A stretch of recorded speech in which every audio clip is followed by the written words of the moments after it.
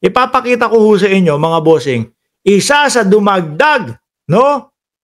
Doon sa mga malalaking universidad na nagsusulong ho na ma-impeach ang ating hindi pa naman, no? Gustong marinig yung impeachment trial ni VP Sara ay ang Adamson University din po, mga bossing. Alam nyo, nung nag-aaral ako, hindi ako dyan nag-aral, no? Hindi ho ako mismong Adamson yan. Pero, yun amin pong yung aming ROTC. Ayan, shout out doon sa mga batang 90s na umabot na mag-ROTC, nakabilad tayo, ha? Kami, Villamor Air Base kami noon. Diyos ko po, pagkainit-init, mga kababayan. Ayan po, tama ba? Marines kami doon sa Adamson University, mga kababayan. Diyan ako nag-ROTC. Natapos ko yun, ha? Tinapos ko ho yun, mga kababayan. Ngayon po, pati Adamson University, sumali na po, no? Nakilahok na po doon sa San Beda na pinag-graduate ni Inday Sara Duterte, doon sa Universidad ng Pilipinas na pinag-aralan din ni Chis Escudero. Nakikilahok na din po sila, mga kababayan. Sa panawagan sa mga senador na kailangan nyong dinggin ang impeachment sa lalong madaling panahon. Adamson University call for the Senate to proceed with the impeachment trial of Vice President Sara Duterte. Ayan, Mr. Portwid, Senator. Kung meron po sa Senado, mga boss chief sir, na Senator Puncher, ngayon po nadagdag na po si Chis Escudero, no? Senator Portwid na po, mga kababayan. Kasi iba yung pagkakaintindi niya. Ako naniniwala ako, alam ni Chis Escudero, mga bossing, kung ano ang ibig sabihin at kung ano ang pagkakaintindi niyang Portwid na yan, no? Kaya lang pinipilit pong iliko, pinipilit pong ibahin.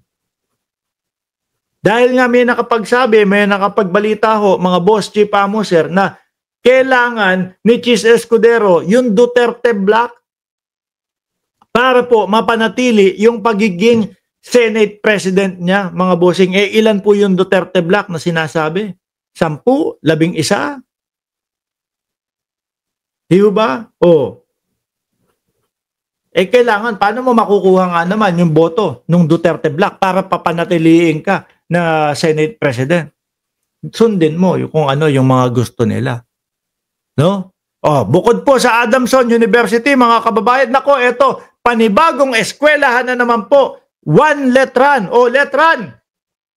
Verdad, Justicia, Patria. Colegio de San Juan de Letran, Manila, Bataan. Nilahat na nila, hindi lang po yung nasa Maynila.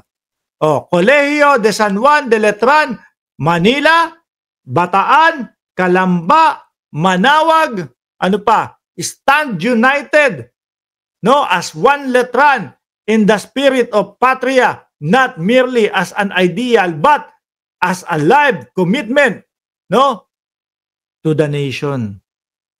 No, in moment of national scrutiny, we call for fidelity of the rule of law, the impeachment process as provided by 1987 Constitution, hindi yung hindi yung Chis Constitution, ha? Kasi gusto yata nilang palitan ng Chis Constitution. Mga kababayan, yung 1987 Constitution natin, hindi nila sunusunod.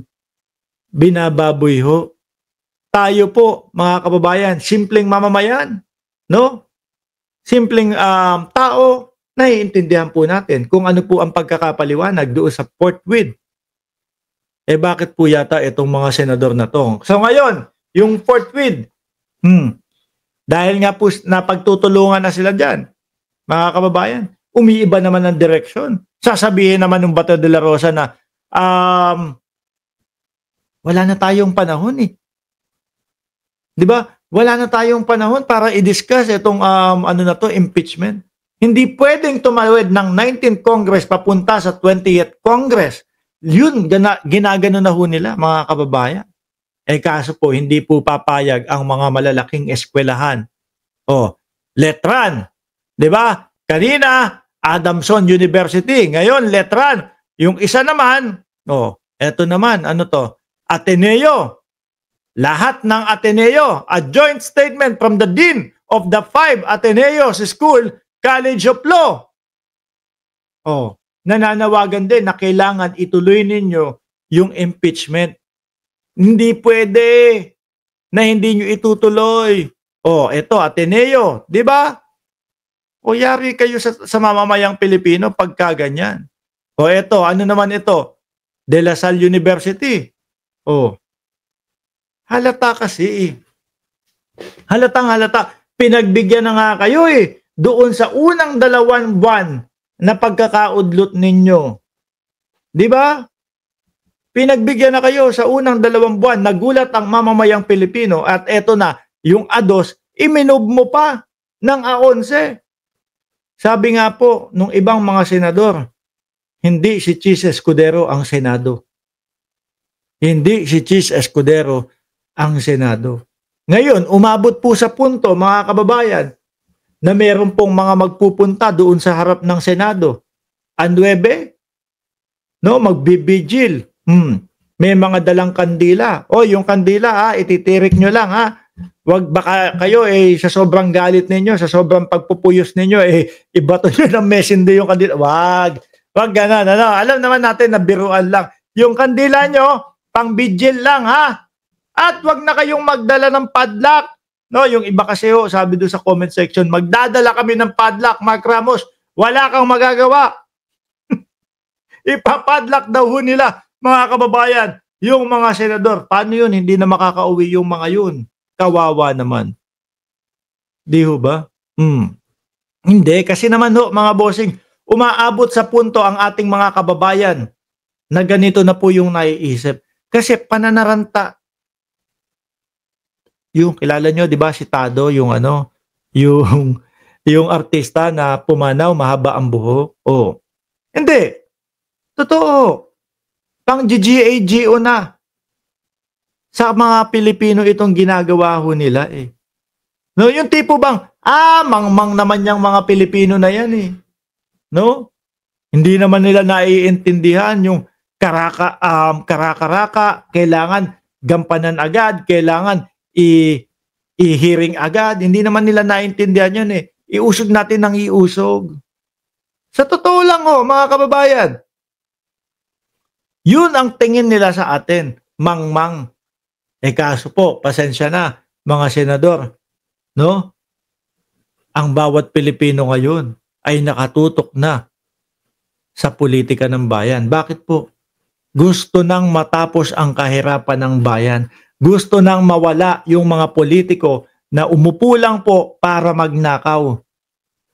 Milyon po ang nasasayang sa pondo ng bayan dahil po may mga politiko na nagnanakaw.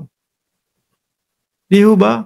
Na sana po yung mga kaperahan na yon na halos buwan-buwan kinakalta sa mga manggagawang Pilipino na halos kada bilhin po natin, miski candy o kahit na ano pa, may nakapatong pong tax.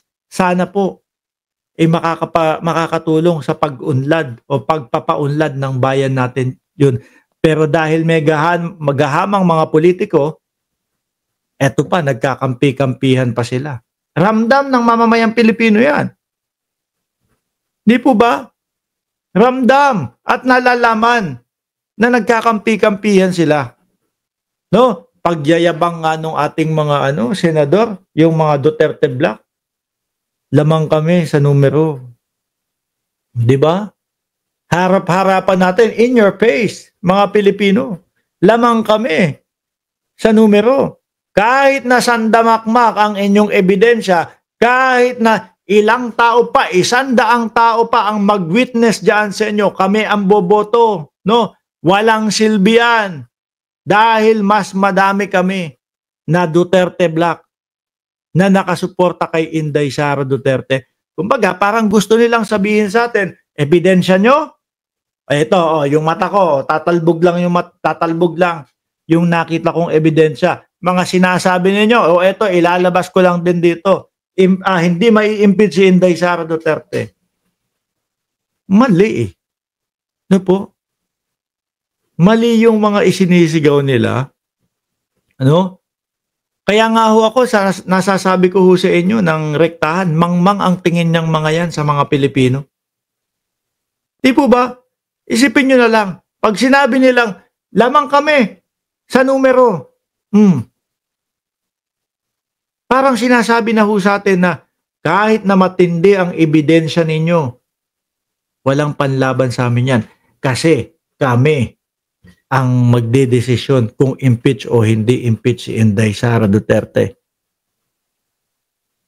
Kung ako, senador, hindi ko sasabihin sa harap nyo yan. No, kunyari ako, Maka Duterte, hindi ko paparinig sa inyo yan. Tahimik lang ako. Wala ako sasabihin. Pero pagdating sa dulo, iboboto ko.